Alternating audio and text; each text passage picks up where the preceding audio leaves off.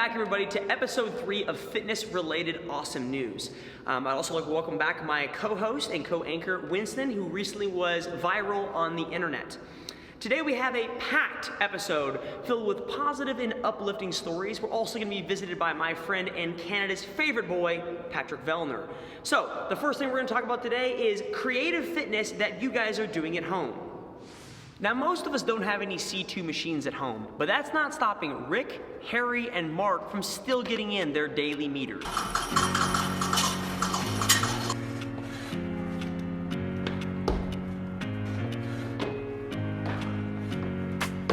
Don't have a jump rope at home? That's no problem. As long as you got pants, you're in luck.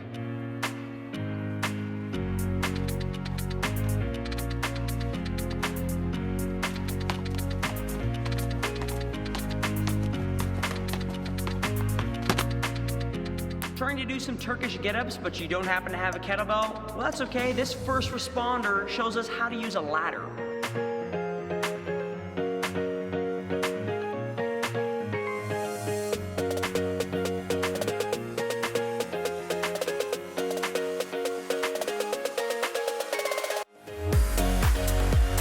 Don't let age stop you. These kids are showing us how to get fitness done at home.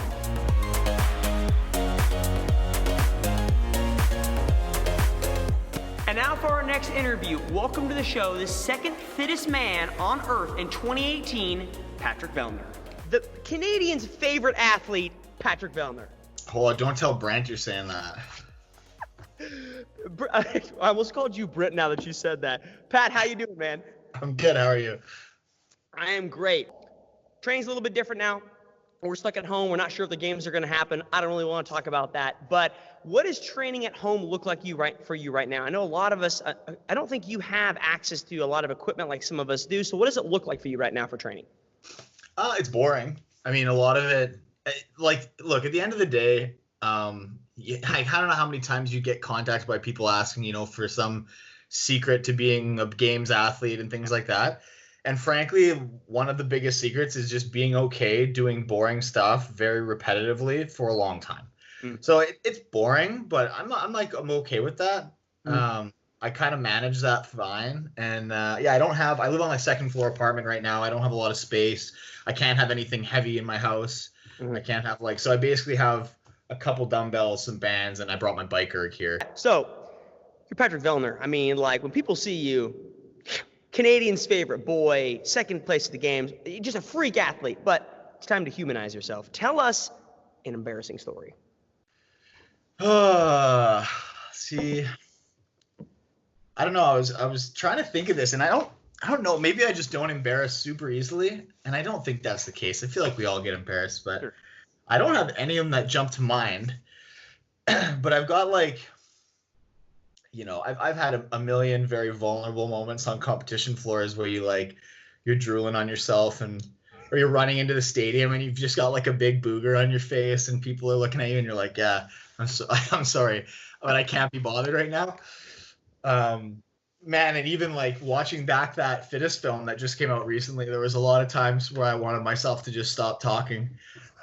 I was like, geez, you gotta stop, help yourself. But I don't know, for stuff especially in the CrossFit world, do you remember, I don't even know what year it would have been, 2017, I think, when at regionals, when I face palmed Matt at the finish at the end of we had it was the end of the competition, they were announcing the winners, and I pump faked him on a high five and went straight to the face. Yes, I do. So, last year at Rogue, I don't know if a lot of people really caught it, but we were doing the podium ceremony at Rogue, and it was Cole in third, me in second, Matt in first. So Matt's the last guy called out, and he's running by, and I go to lead out for a high five for him, and he high fives Cole, and he fully just handful of face on me. Waited 2 years to give that one back to me, which is awesome. And I that Rogue is a big exposure event, right? And it was just hilarious to me that he that stuck in his head for 2 full years, and he was like, yeah, I'm gonna get this guy. Here it is. And he really did it. I was just like, wow.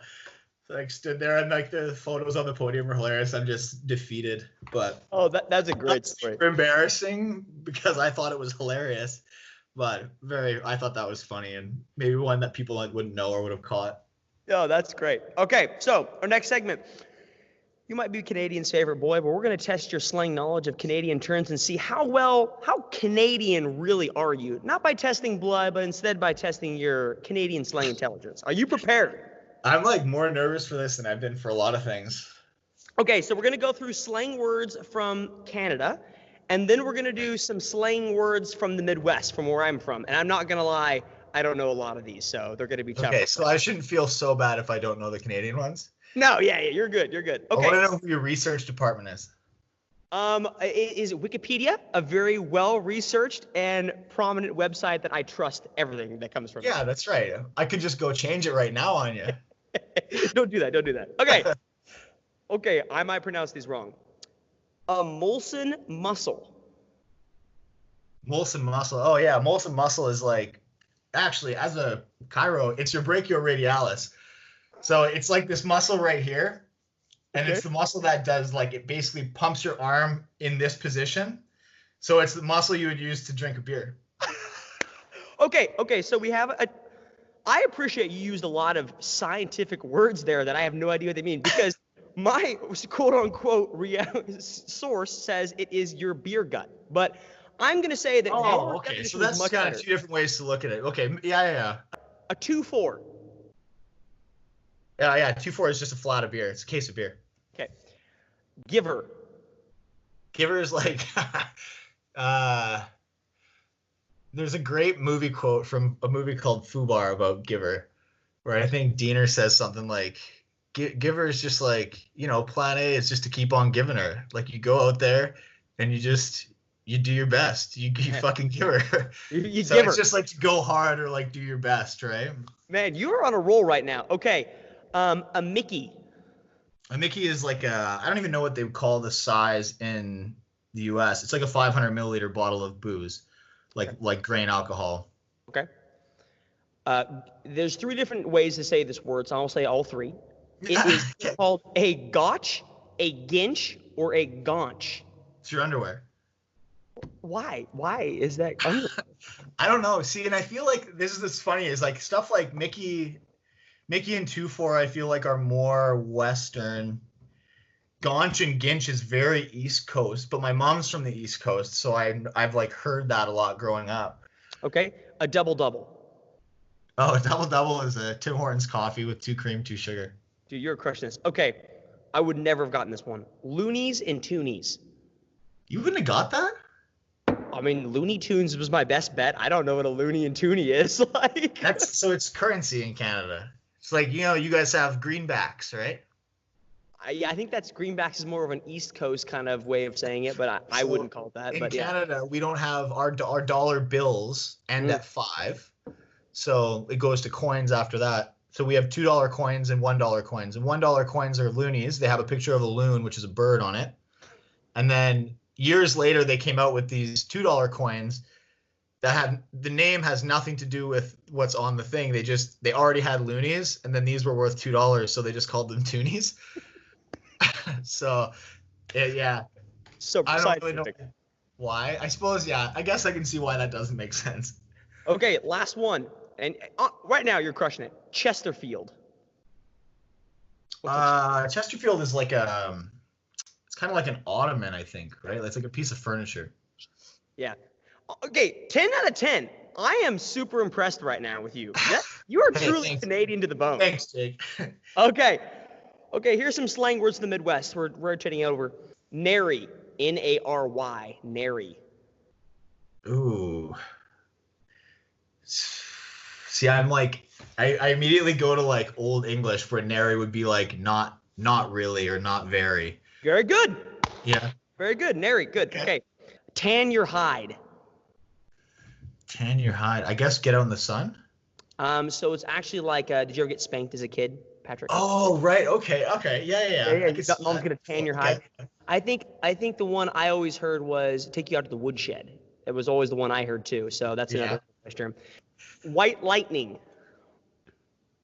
White lightning. I don't know. Moonshine. I would not have gotten. Moonshine. Okay. Fuck. All right. Hankering. I'm slipping here. Hankering would mean you have like oh my goodness. I can't think of the word now in English. Like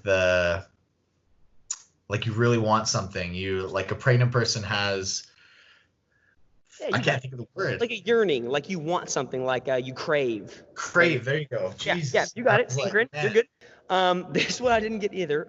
Loosening weed. Like a loosening weed. Loosening weed? Loosening weed. I guess like marijuana. That's what I thought, but I guess it's a laxative. It's meant to loosen you up and make you more regular. Okay. Well, Pat, is there anything you'd like to finish out, close people saying anything you want to close out and leave us with? I don't know. Sorry about the world right now.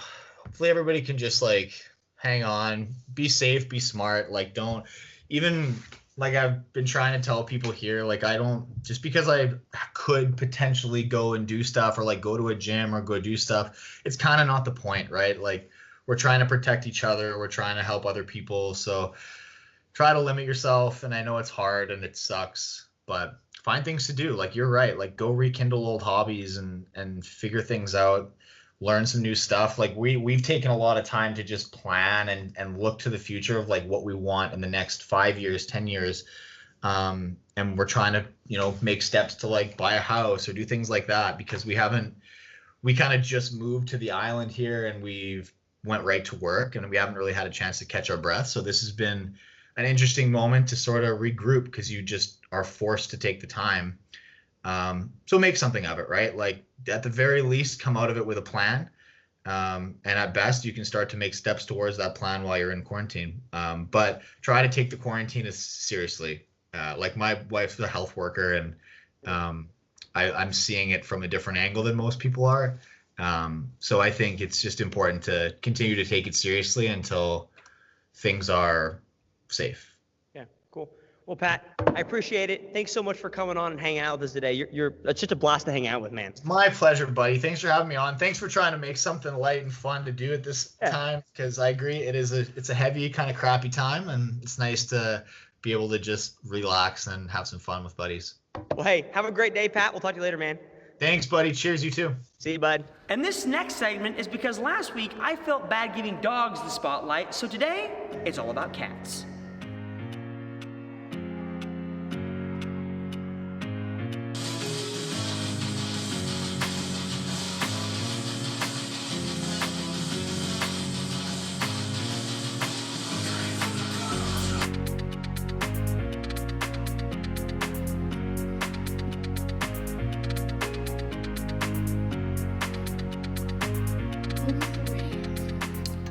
Our next interview is with a young man who is not only a previous CrossFit Games athlete, but is also a gentleman helping others in his community by selling plyometric boxes, and then with the proceeds of that money, he's giving them to those in need. All right, on the call today, joining fitness-related awesome news, we have Azariah, who placed 10th at the 2019 CrossFit Games in the 14 to 15 male competition. I'm messing up my words. Azariah, welcome to the show. Hey, how you doing? I'm doing well. All right, so tell me about what you're doing. You have been making boxes and selling them. So explain to me like where this idea came from. So when the coronavirus quarantined us all, we had to add to our home gym and we decided to build boxes. So we built 2 for ourselves, and then my mom posted a picture of them on Facebook. And we had like within an hour about a dozen people that commented that they wanted one. And so my dad and I thought about it, and we decided we would build them for people. And we set a price at $60. 30 of the dollars went to the material that it costed for the boxes. And then 10 of it went to me, 10 of it went to dad, and then we gave 10 away. And we ended up getting 22 orders, sorry. And we built 23 boxes. Kept one and ended up selling 23 or 22 of them. Cool. Well, Azariah, I appreciate it, man. Thanks so much for coming on here and telling us about your cool, positive story of you making boxes for people. I'll make sure to let people know where they can find you if they're interested in buying just a prime box from you. All right, that sounds awesome. Thank you, Jacob. Hey, hopefully we'll see you in Madison. Yes, sir. Yeah. And now I want to cover some positive stories in the fitness space. Our first story comes from CrossFit Black Box. And as we all know right now, CrossFit gyms around the world are struggling being with their doors shut. But the members of CrossFit Black Box banded together and raised over $10,000 to help their gym owner stay open. Now this next story is truly amazing, and it comes all the way across the pond over in Britain. Tom is a 99-year-old World War II vet, and it was his goal before his 100th-year-old birthday to walk 100 laps in his back garden. In order to set a goal for that, he decided he wanted to raise $1,250 and walk 100 laps. Since then, he has raised $9 million that he is donating to the national healthcare system in Britain to benefit volunteers and nurses and to help their healthcare system out. Honestly, that's the most positive story I've heard in a long time. Approaching his 100th birthday, 100 laps of his garden during lockdown, all of the money going to NHS charities, a guard of honour from the 1st Battalion, the Yorkshire Regiment. Thanks again to all of you sending in content to our show. Without you guys, the show would not go on. And please, if you want the show to continue, please continue to send in content to us so we can show awesome positive things happening in the community. Also, if you don't mind, down below, please comment and let us know if there's something you'd like us to focus on, if there's someone doing positive things in your community. Other than that, I'd like to close us out with a clip from CrossFit 740 on how they recommend you combat Corona.